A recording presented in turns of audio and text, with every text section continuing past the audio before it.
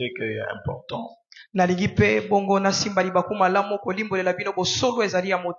Concernant la fête de la Pâque, l'église que nous sommes, nous ne sommes pas attachés ou accros à un calendrier quelconque pour que la Pâque soit célébrée aujourd'hui au mois d'avril. Mais qu'à cela de tienne, nous ne sommes pas une barrière pour ceux qui fêtent aujourd'hui la Pâque.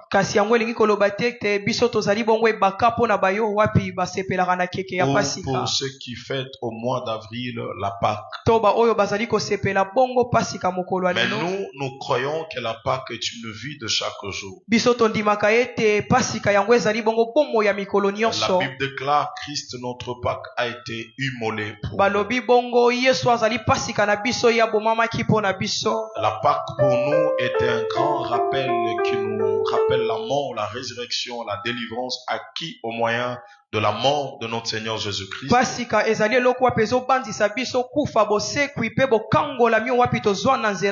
Voilà pourquoi nous vivons la Pâque chaque jour. Chaque instant, chaque matin, je me réveille et je pense à la mort et à la résurrection de mon Seigneur. Et je pense chaque jour à la délivrance acquise au prix de son sang. Mais comme l'occasion permet au monde entier de célébrer notre Seigneur Jésus-Christ, nous ne sommes pas une barrière pour cela. Et nous ne créons pas un débat sur cela. Ceux qui fêtent et ceux qui n'en fêtent pas, nous ne condamnons personne. L'essentiel est que Jésus est glorifié. Et la deuxième chose avant de prêcher, aussi la Pâque avec S n'existe pas dans la Bible. Nous devons rester sur ce que les apôtres nous ont enseigné. Nous n'avons qu'une seule Pâque qui s'écrit dans la Bible avec sans S. C'est la même Pâque que nous célébrons. Je ne suis pas dans le débat et je ne partage pas la vie de la Pâque avec S, soit disant que c'est la Pâque chrétienne. Et le juif et l'église, nous sommes tous enfants de Dieu et peuple du Seigneur. Et Dieu n'a qu'une seule Pâque qu'il a instruit à l'église de célébrer, c'est la Pâque de notre Seigneur Jésus-Christ qui est notre agneau immolé.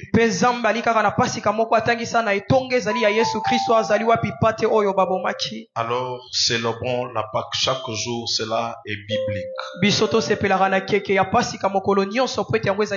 Que Dieu bénisse les adorateurs ce matin qui nous ont vraiment emballés dans la présence de Dieu.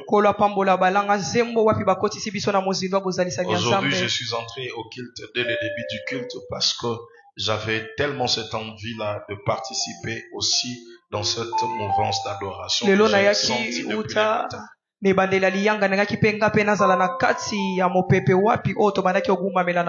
Je vais ce matin parler sur un thème très important et très capital. Je ne sais pas si toi aussi tu vas comprendre ça parce que Dieu m'a envoyé te parler de ce thème.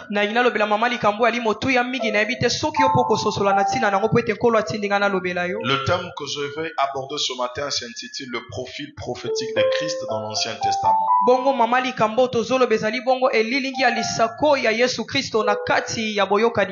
L'église n'est pas seulement un siège de déclaration, un siège de motivation, mais aussi une école où nous venons apprendre sur la parole de Dieu.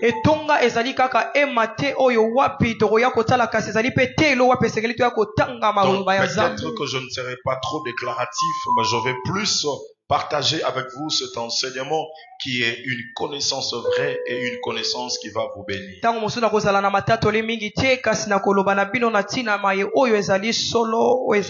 C'est depuis hier la nuit que le Seigneur m'a donné cette thématique sur le profil prophétique de Christ.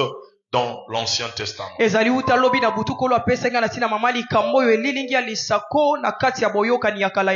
Nous avons beaucoup de chrétiens qui prient mais qui ne connaissent pas qui est le Christ. Nous avons beaucoup de chrétiens qui viennent à l'église, qui parlent de Jésus, qui parlent de Christ, mais qui au fait n'ont aucune connaissance approfondie de cette personne qu'ils adorent.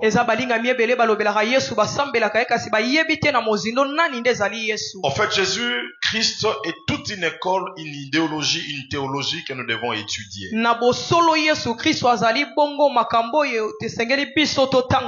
Beaucoup de chrétiens ont de Bible en main mais ne connaissent pas de quoi cette Bible parle. Ils sont comme des soldats qui vont à la guerre avec une arme sans connaître comment manier ce tard.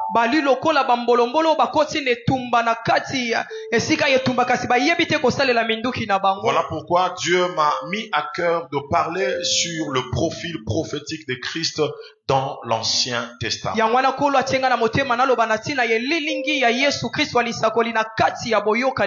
Pourquoi je parlais du profil de l'Ancien Testament? Parce que Christ est plus présenté de manière figurative ou de manière nette et claire dans le Nouveau Testament. Mais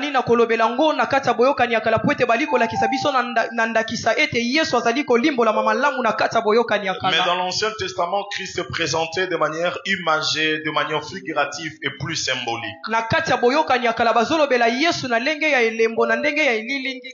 Jésus-Christ n'a pas existé que dans le Nouveau Testament. Son existence va plus loin que les dates lointaines depuis l'Ancien Testament.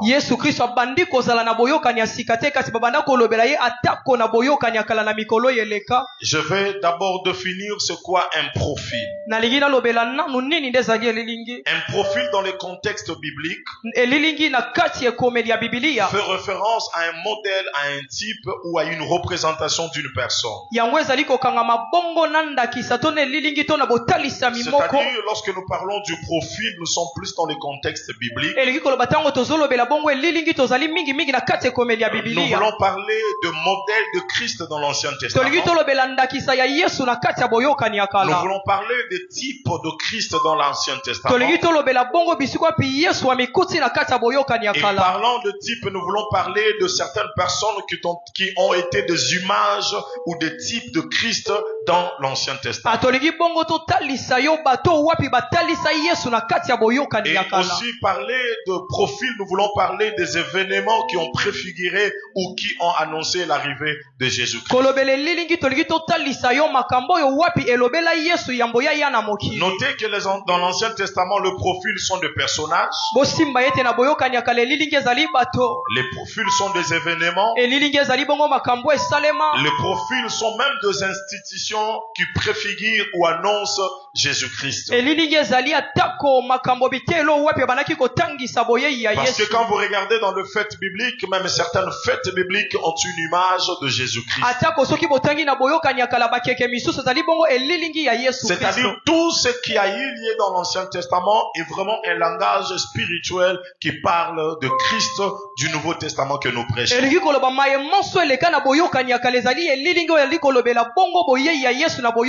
Alors, ce profil sont utilisés pour aider les gens à comprendre que Christ a existé bien avant que le monde soit créé.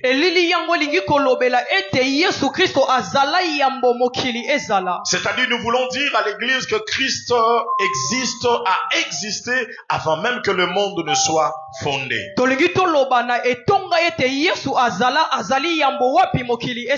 Et lorsque nous parlons de profil, nous avons pris 3 points importants sur le profil.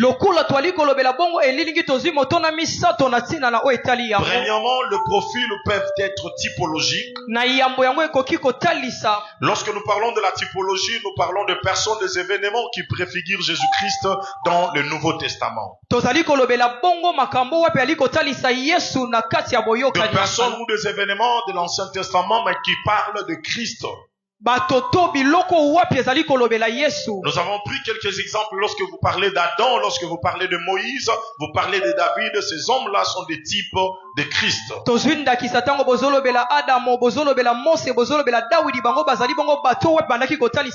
Pourquoi nous les appelons des types? Parce que le type est provisoire. Le type est imparfait. Et le type est passager. Et Christ lui-même étant l'antitype de tous ces types. Parce que l'antitype est parfait. L'antitype demeure. Et l'antitype est vrai. Et nous avons aussi la deuxième chose, le symbolique dans le profil. Lorsque nous parlons de symbolique, nous parlons de rituels qui sont faits dans la Bible. Par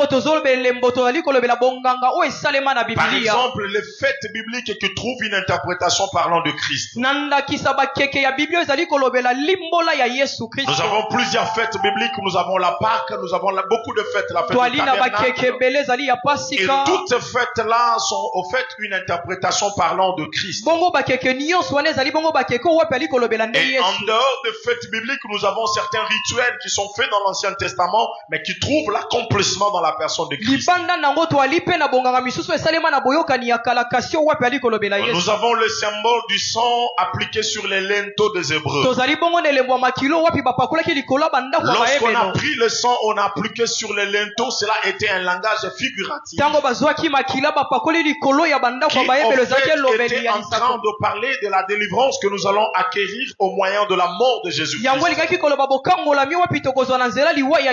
Nous avons l'agneau pascal, c'est-à-dire c'est l'agneau qui a inauguré la Pâque pour le peuple hébreu. Nous avons l'image du tabernacle. Le tabernacle qui était au fait un coffret qui représentait la présence de Dieu. Parce que dans l'Ancien Testament, Dieu n'habitait pas dans un corps comme aujourd'hui. Dans l'Ancien Testament, Dieu venait travailler avec le peuple et puis il s'est retiré. C'est ce qui fait que dans l'Ancien Testament, les gens ne parlaient pas trop avec Dieu. Et c'est ce qui fait que dans l'Ancien Testament, on avait beaucoup d'intermédiaires entre Dieu et le Père. Mais dans la nouvelle dispensation, depuis que le voile du temple a été déchiré, l'accès ne se fait plus par un intermédiaire, mais l'accès se fait en croyant et en confessant Jésus-Christ comme Seigneur et Sauveur. Et aussi le tabernacle avait une force parce que l'arche y demeurait. Et l'arche qui était le symbole de la présence émanante de Dieu. Et voilà que ce tabernacle était subdivisé en trois grandes parties. Nous avons le parvis, le lieu saint et le lieu très saint. Ces trois compartiments étaient les trois parties de la plénitude et de la divinité de Christ. Cela parlait de l'âme, du corps et de l'esprit. Mais aussi le tabernacle parle de l'esprit du Père et du Fils. Et aussi en dehors de cela, nous avons plusieurs objets qui étaient dans l'Ancien Testament, mais qui au fait parlaient de Christ. Et enfin, nous avons le prophétique dans le profil. Le prophétique dans le profil sont au fait des prophéties ou des déclarations qui ont annoncé la venue de Jésus-Christ bien avant sa naissance.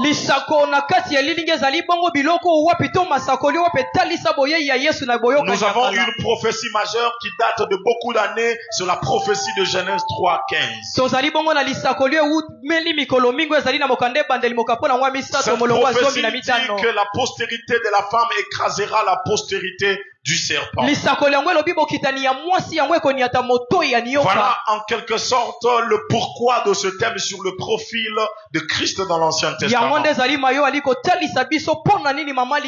C'est-à-dire nous voulons prophétiser, parler sur Christ, prophétiser avant même qu'il soit né.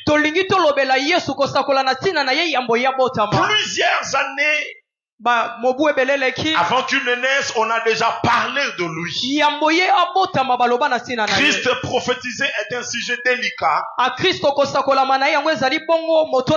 Vous devez retenir aussi 4 choses sur ce grand thème. Lorsque nous parlons de Christ prophétisé, nous voulons parler de Christ comme le centre de l'Ancien Testament. C'est-à-dire tout l'Ancien Testament tel qu'il est conçu.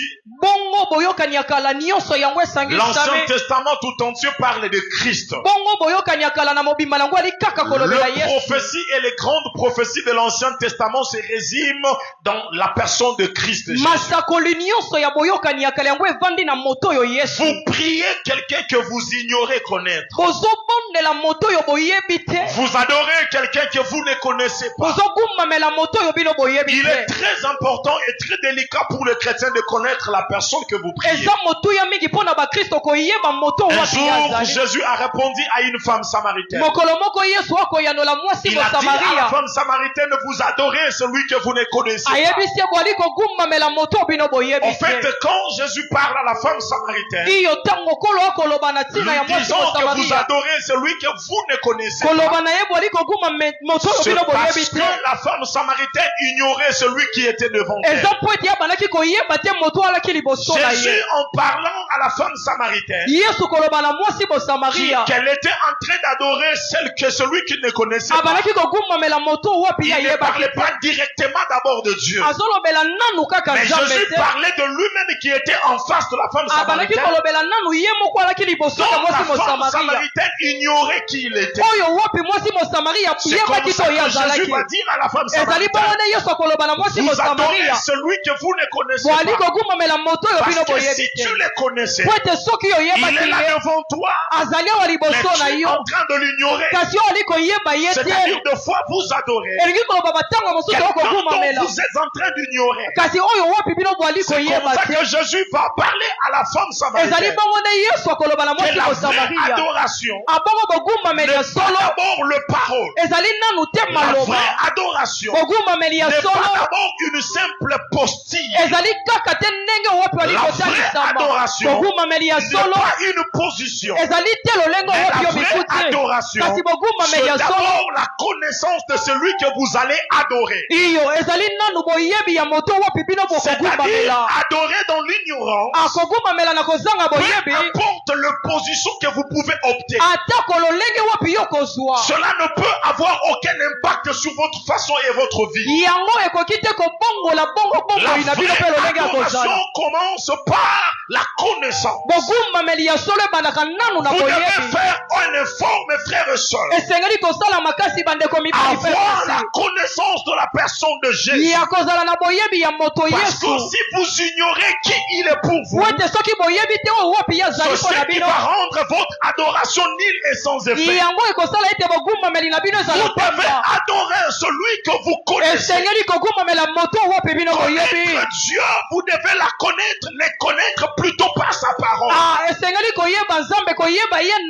Il n'y a pas plusieurs voies avec laquelle ou par laquelle vous pouvez avoir la connaissance exacte de Jésus.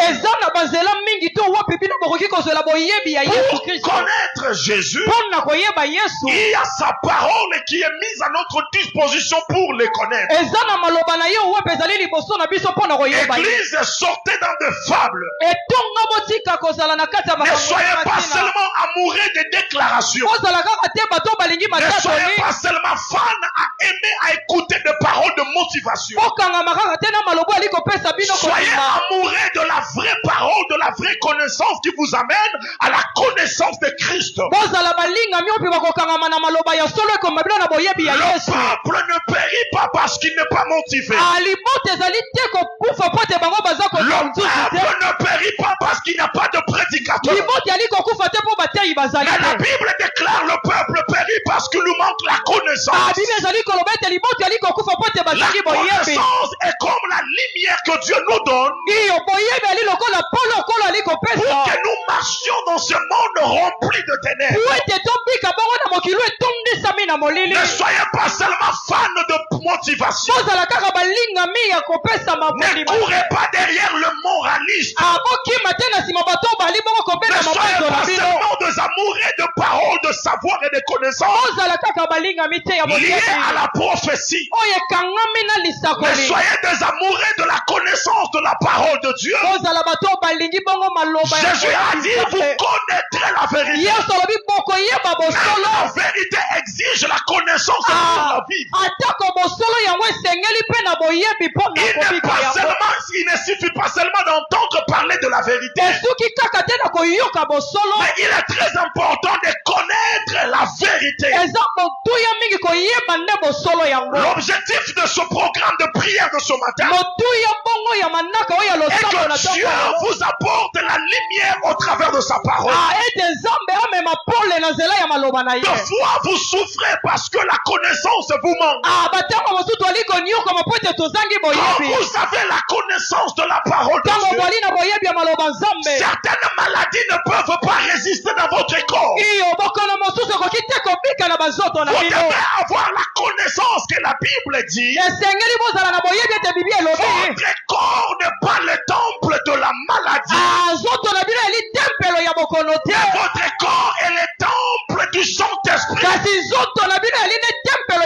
Faire de votre corps le temple de l'Esprit.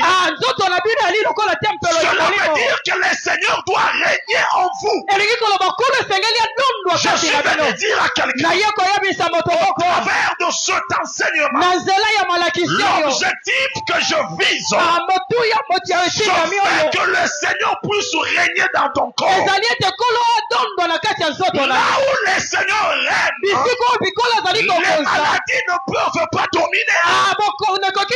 La sorcellerie ne peut pas dominer.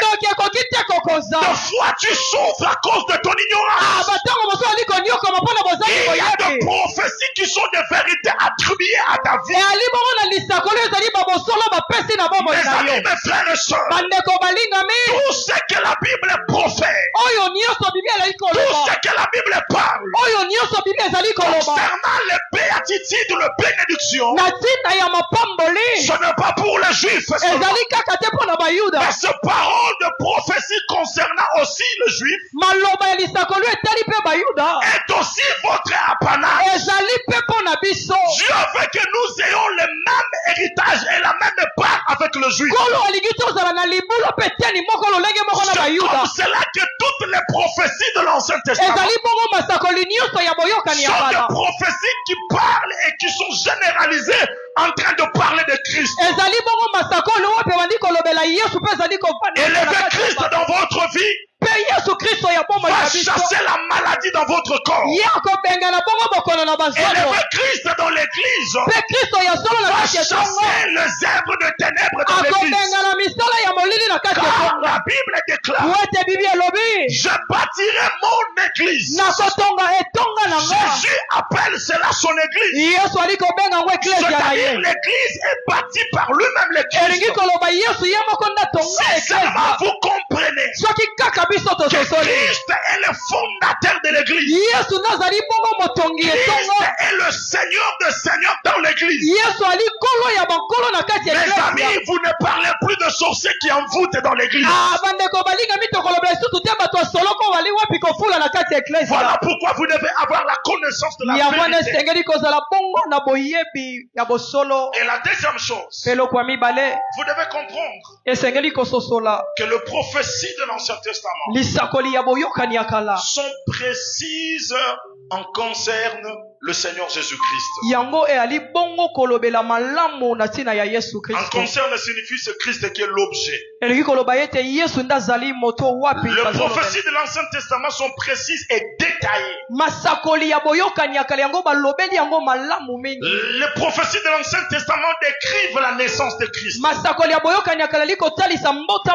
le vécu, la vie de Christ, la mort et sa résurrection. Et la Bible va plus loin pour parler même de de son futur rêve.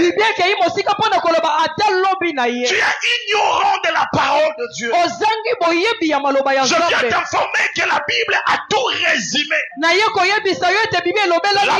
a fait tout un résumé de la vie, de la naissance, du vécu et de la mort. Et la Bible va plus loin pour parler même de ce que nous vivrons après la mort. Je vais dire à quelqu'un, bannis ta honte. Enlève tes inquiétudes. Le Dieu qui t'a envoyé sur terre, il a la connaissance de ton existence avant que tu sois né dans le ventre de ta mère. Alors crois-moi que rien de malheur ne t'arrivera si lui ne permet pas. Et aussi vous devez avoir la connaissance que tout ce qui t'arrive, c'est vraiment le plan de Dieu. Des fois on est inquiet, on se pose des questions. Est-ce que les choses qui nous arrivent sont-elles des accidents? Je suis venu dire à quelqu'un, il n'y a pas d'accident dans la vie. La Bible déclare, arrive-t-il un malheur dans une ville sans que le Seigneur en soit l'auteur? C'est-à-dire dans ta capacité de connaître Dieu. Tu dois développer la foi en ce que Dieu est maître de tout ce qui t'arrive. Arrête de trop accuser les diables dans ce qui t'arrive. Même le diable lui-même ne peut rien faire dans ta vie si Dieu ne le permet pas. Tout ce qui arrive dans la vie de qui que ce soit, cela émane de la volonté parfaite de Dieu. Je vais dire à quelqu'un, ta souffrance est la volonté de Dieu. Je vais dire à quelqu'un, ce qui t'arrive fait partie de l'école de Dieu. Des fois, tu avais tes choix. Tu avais tes choix. Tes choix. Tu avais tes ambitions. Tu avais tes choix auxquels tu pouvais t'accrocher. Mais Dieu t'a orienté outre que tes choix. Je vais te dire, ne regrette pas là où tu es. C'est vraiment Dieu qui veut que tu sois là-bas. Parce que Dieu envoie quelqu'un sur terre pour une mission très précise. Parfois tu regrettes des personnes que tu as rencontrées. Parfois tu regrettes des personnes qui sont avec toi. Je suis venu dire à quelqu'un, arrête de regretter. Les personnes qui sont mises sur ton chemin, il faut partir du plan de Dieu pour que Dieu t'amène dans ta destinée. Il n'y a rien qui se fait au hasard. Même les lions que Samson a rencontrés, c'était une opportunité qui signifiait que Dieu l'a mené quelque part. Le problème, les difficultés, les ennemis que nous rencontrons dans notre parcours font partir du plan de Dieu pour nous amener à l'accomplissement de notre destinée. Je suis venu dire à quelqu'un, les lions que Dieu met sur ton chemin, ce ne sont pas des lions qui vont te tuer. Mais ce sont des lions qui vont contribuer à ton témoignage. Il n'y a pas de généraux sans cicatrice. Il n'y a pas de général sans cicatrice dans le corps. Derrière les galons des généraux que vous voyez, il y a toute une histoire qui se cache. Derrière les galons des généraux que vous voyez, il y a des cicatrices qui se cachent. Vous admirez, vous appréciez les galons sans apprécier et compatir des blessures qu'ils ont reçues. Je vais dire à quelqu'un, les gens verront seulement comment Dieu t'a mené au sommet. Ils se jouiront